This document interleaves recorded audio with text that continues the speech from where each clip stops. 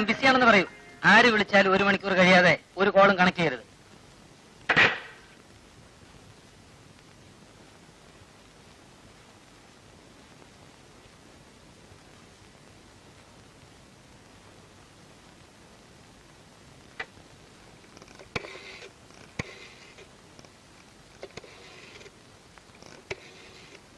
Hello, yes, Shivan here. കമലമല്ലേ? ശരി ശരി, ഞാൻ വൈകുന്നേരം വരാം. ജോലി കാരണം വരാൻ പറ്റുന്നില്ല Kamalam. Definitely I will come in the evening. ഞാൻ ഒരു അത്യാവശ്യ കാര്യം പറയാനാണ് വിളിച്ചത്.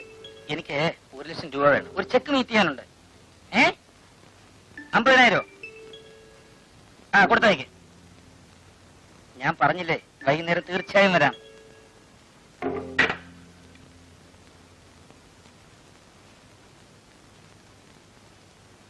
എന്നെ കാണാൻ ആര് വന്നാലും വൈകുന്നേരം 4 മണിക്ക് ശേഷം വരാൻ പറയും. അക്കൗണ്ട്സിലെ നാരായണയ്യരോട് എന്നെ വന്ന് കാണാൻ പറയും.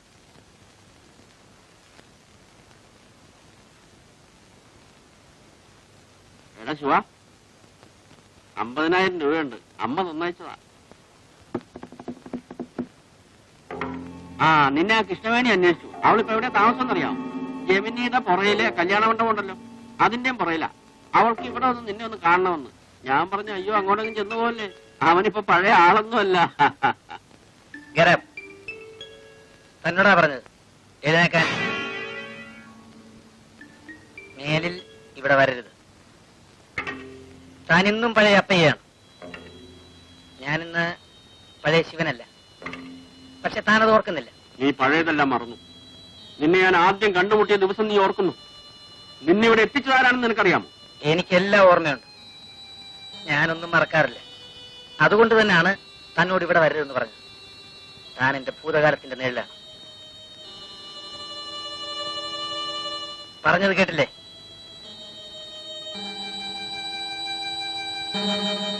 മത്തായി, സോറി, അപ്പയ്യ, താൻ എന്നെ ഒരുപാട് സഹായിച്ചിട്ടുണ്ട്.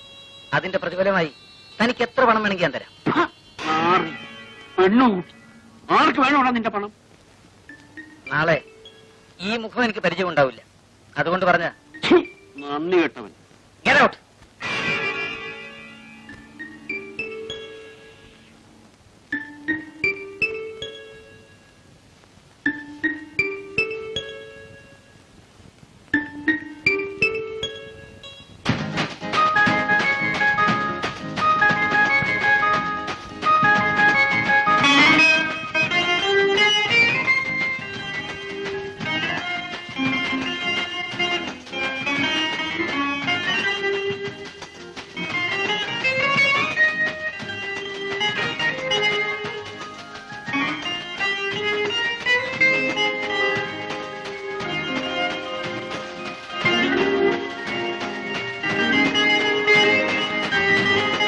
Hello mister Shivan.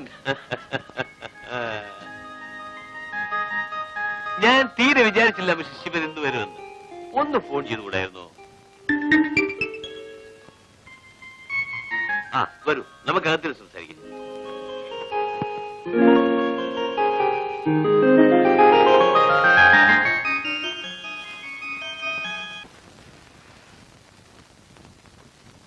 Chandra, please be seated.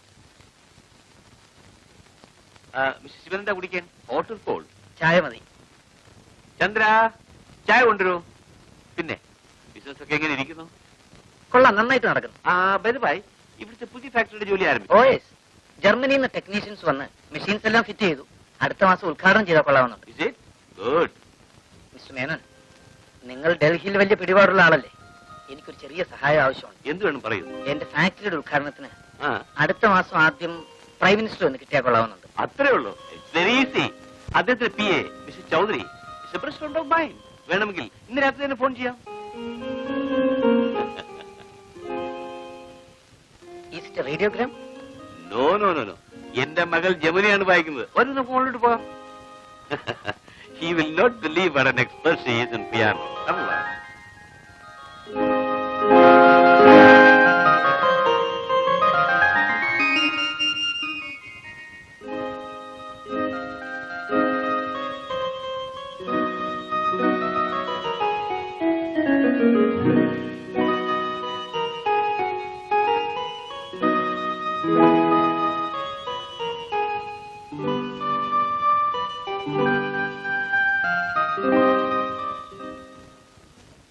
உங்களை பார்க்கணும்னு நான் எத்தனை நாளா நினைக்கிறேன் தெரியுமா?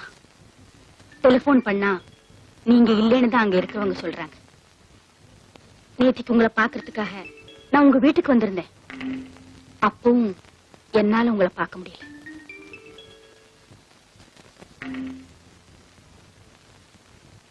എനിക്ക് ഒരുപാട് ജോലിയില്ല കമലം. സമയത്ത് ഒരിടത്ത് ഓടിയെത്താൻ കഴിയുന്നില്ല. என்ன வேலை இருந்தாலும் எனக்கு ஒரு டெலிபோன் பண்ண கூடாதா?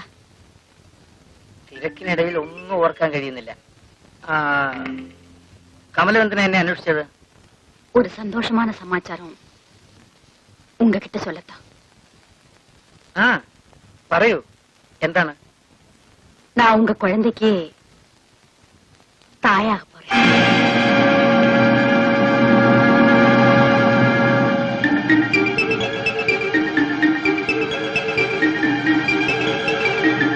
ஏன் பேசாம இருக்கீங்க? இதுல உங்களுக்கு சந்தோஷம் இல்லையா? ഇല്ല, ഇപ്പോഴത് വേണ്ടായിരുന്നു. വിധവയായ നീ പ്രസവിക്കുന്നത് നിനക്ക് അപമാനമല്ലേ? നിന്റെ ബന്ധുക്കൾ എന്ത് പറയും? നമ്മുടെ സൊസൈറ്റി എന്ത് പറയും? எனக்கு நீங்க இல்லையா? எனக்கு என் சிவன் இருக்கே. ഞാൻ നിങ്ങളുടെ ഭർത്താവല്ലല്ലോ. நீங்க என் கணவராகணும். அதுக்கு நீங்க என்ன கல்யாணம் பண்ணிக்கணும். என் கணவன் இறந்த பிறகு நான் உங்களைத்தானே கணவனா நினைச்சிருக்கேன். ஏன் என்ன கல்யாணம் பண்ணிக்கிறதுல உங்களுக்கு இஷ்டம் இல்லையா? അതൊക്കെ ആലോചിച്ച് തീരുമാനിക്കേണ്ട കാര്യങ്ങളല്ലേ. சிவா, നീ വിഷമിക്കണ്ട. എന്തുണ്ടായാലും ഞാനില്ലേ. കമലത്തിന് ഞാൻ ചതിക്കുവോ? നിനക്കെന്റെ വിശ്വാസമല്ലേ? விசுவாசம் இருக்கு.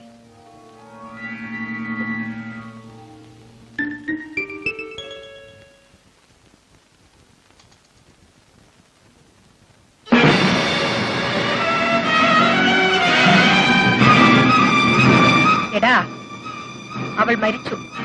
ആരെ? സോഫി. അവൾ ആത്മഹത്യ ചെയ്തു. അവൾക്ക് ബുദ്ധിയുണ്ട്.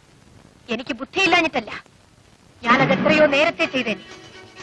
എന്റെ മോൾ എന്നെ വിട്ട് പോയപ്പോ ഞാൻ ആത്മഹത്യ ചെയ്തേനെ. എന്റെ വീട് തീ പിടിച്ച് കത്തി എറിഞ്ഞപ്പോഴും എനിക്കത് ചെയ്യാമായിരുന്നു. എന്തുകൊണ്ടാണ് ഞാൻ ചെയ്യാതിരുന്നതെന്ന് നിനക്കറിയാമോ? നീ ജീവിച്ചിരിക്കുന്നതുകൊണ്ട്. പാവം. നീ സഹതപിക്കുകയാണോ? എടാ രുക്മിണി, നീ ആരോടാ സംസാരിക്കുന്ന അറിയാം? അറിയാം. ഈ പാവം രുക്മിണി ഒന്ന് കാറി തുപ്പിയാൽ തകർന്നു പോകുന്നതാണ് നിന്റെ അന്തസ്. ശിവനോടാണ് നീ സംസാരിക്കുന്നതെന്ന് ഓർമ്മിക്കും. ഞാൻ എന്റെ വിരലം നനയ്ക്കാൽ പിന്നെ ജീവിതത്തിൽ ഒരിക്കലും നീ ശബ്ദിക്കില്ല. എങ്കിൽ കാണിച്ചതാ നിന്റെ കഴിവ്. മുത്തുകൃഷ്ണ, ഇവളെ പിടിച്ച് പുറത്താക്ക്. ഭീരു, ഒരു പാവം പെണ്ണിന്റെ മുമ്പിൽ നിനക്ക് ഇത്ര ഭയമോ? എന്നെ പുറത്താക്കാൻ നിന്റെ വേലക്കാർ വരണമെന്നില്ല. ഇപ്പോൾ ഞാൻ പോകുന്നു.